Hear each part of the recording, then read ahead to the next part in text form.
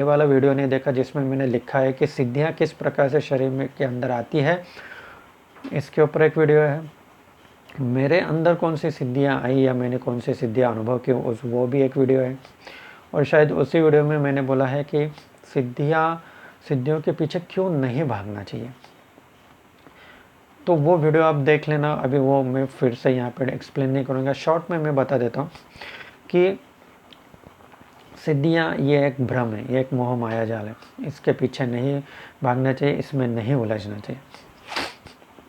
देखो, सामान्य व्यक्ति के लिए सामान्य तरीके के मोह माया जाल रहते हैं, ठीक है। जैसे दुनिया में है, वो देह सुख में लगा रहेगा, वो खाने पीने के सुख में लगा रहेगा, मटेरियलिस्टिक चीज़ों में अटका रहेगा, है ना। छोटे बच्चे रहते हैं, उनकी मोह माया अलग रहती है, वो टॉफ़ीज़ में और ये उसमें लगे रहते हैं, ठीक है। और अभी ये जो योगी पुरुष रहते हैं, हठ योगी रहते हैं, इन पे ये मोह माया की चीज़ें काम नहीं करते।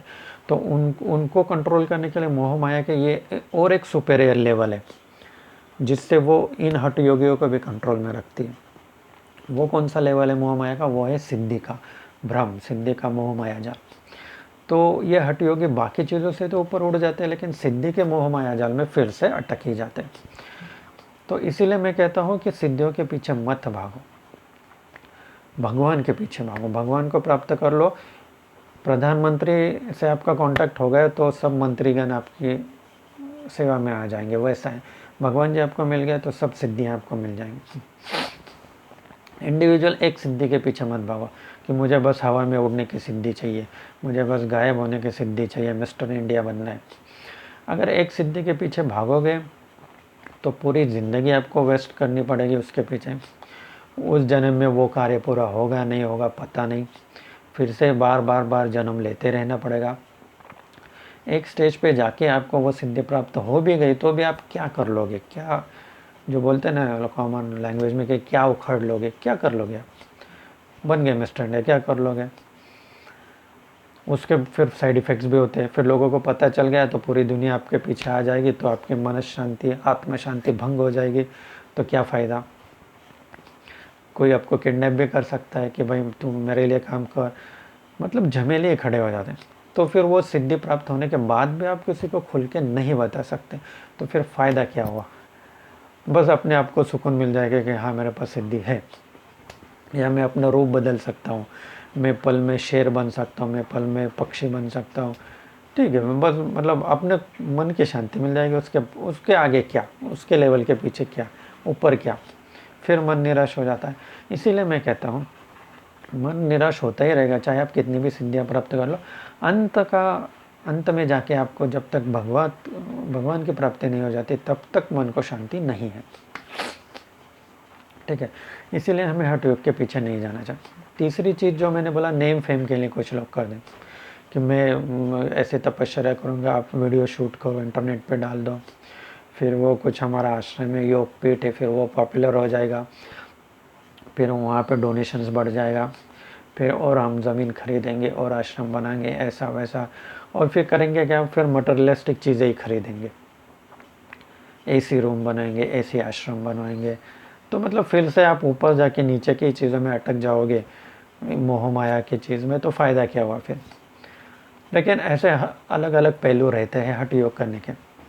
अभी मेरे जो सब्सक्राइबर्स हैं मुझसे जो जुड़े हुए लोग हैं, उनके लिए मेरा क्या एडवाइस है? उनके लिए मेरा क्लियर एडवाइस है कि हठ योग की ये वीडियोज़ आप देखो, वो करते हैं उनको प्रणाम भी करो, लेकिन बस प्रणाम करके साइड में हो जाओ, उनके पीछे भागो मत। और ये हठ योग वैसे भी आम आदमियों के लिए है नहीं, क्योंकि अगर मैं समझूं कि मुझे वो सिद्धि प्राप्त करने की, मैं हिमालय में जाके तपस्या करूँ 4 दिन, तो सबसे पहले मुझे सब मेरे काम बंद करने पड़ेंगे। फिर वो सिद्धि, उसकी टेक्निक सीखने के पीछे पता नहीं कितने 6 महीने, साल, 2 साल, 4 साल लगाने पड़ेंगे। फिर उसके बाद उसका प्रैक्टिस करना पड़ेगा। फिर प्रैक्टिस करते करते कब वो सिद्धि प्राप्त होगी पता नहीं, और वो करके भी अंत में शांति तो मिलनी नहीं है, ठीक है। इसीलिए उसके पीछे नहीं भागना चाहिए। ये क्लियर मैसेज है मेरे मुझसे जो जुड़े सब्सक्राइबर्स हैं उनके लिए। अब ये नेक्स्ट टॉपिक रहता है कि ये हठ योगी का होता क्या है बाद में। जैसे मैं थोड़ा पहले हिंट दे चुका हूँ उनकी तपस्या अगर कहीं बीच में छूट गई ना, तो फिर से उनको जन्म लेना पड़ता, क्योंकि उन्होंने पूरी ज़िंदगी पूरी एनर्जी उस चीज़ पे फोकस कर दी और वही नहीं मिली, तो क्या उन्हें मोक्ष मिल पाएगा? सिंपल सी चीज़ है, आत्मा भटकती रहेगी, आत्मा तो बोलेगी नहीं यार कार्य अधूरा रहेगा, शरीर छूट गया, क्या करे क्या करे, फिर से शरीर ढूंढना पड़ेगा, तो फिर से घुस जाओ किसी शरीर में, फिर जन्म लो।